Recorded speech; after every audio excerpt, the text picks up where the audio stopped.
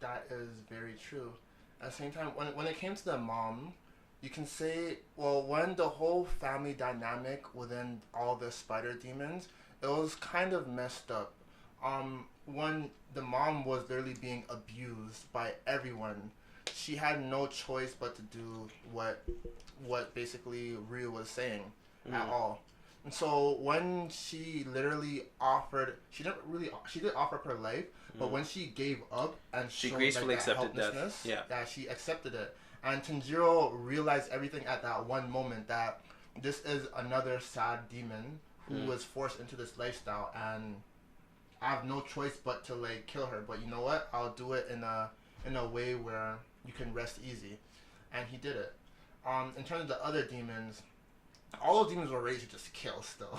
All of them were True, pretty, but doesn't mean. Well, I mean, in sense of like, as much as like, yes, they were bad compared to Demon Mom, doesn't mean they had to feel pain. Yeah, he could have avoided that. He really could have. But as I'm talking about it with you, I think that is an angle of his boundaries or self-preservation, in the sense of, not in the sense of literally self-preservation, but in the sense of having that boundary where like, I'm going to empathize with you, but I'm still going to tell you as it is and what it is. I'm still not going to let you get away with what you did, and you're still going to be, I guess the closest term I can think of right now is punished for what you did, but doesn't mean I won't have empathy for you once again.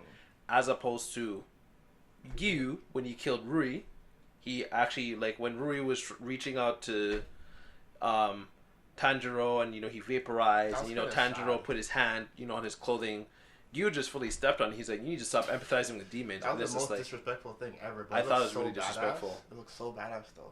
I thought it was just purely disrespectful. I was just like, wow, like, that's like, you're gonna step on him? Yeah. I feel like that is, I don't know how to interpret that in terms of life application, but maybe it's just, you know, once again, more or less sounding the boundaries between you and others.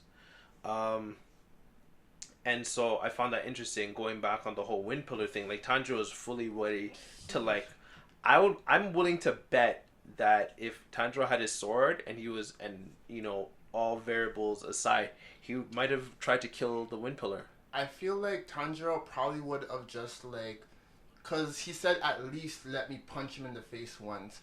I feel like he would have gave the wind pillar just as much torture as he did to Nezuko, and yeah, he would just give just as much torture, because in a sense this was like more of an eye for an eye, and just like how we were saying, Tanjiro, he's able to see like I actually want to talk about that after, but go on. Yeah, he's able to like see both sides and empathize with demons. The simple fact that the wind pillar was just so rude and just ruthless. Ruthless as hell, and a terrible person.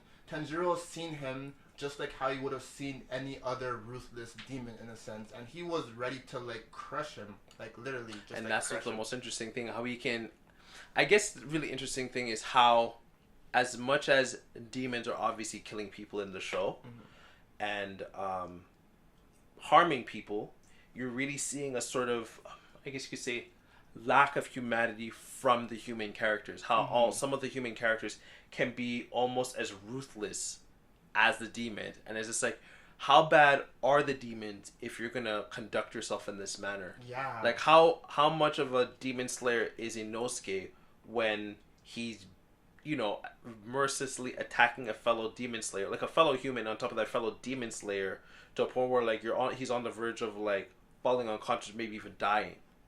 You know, like, how human are you?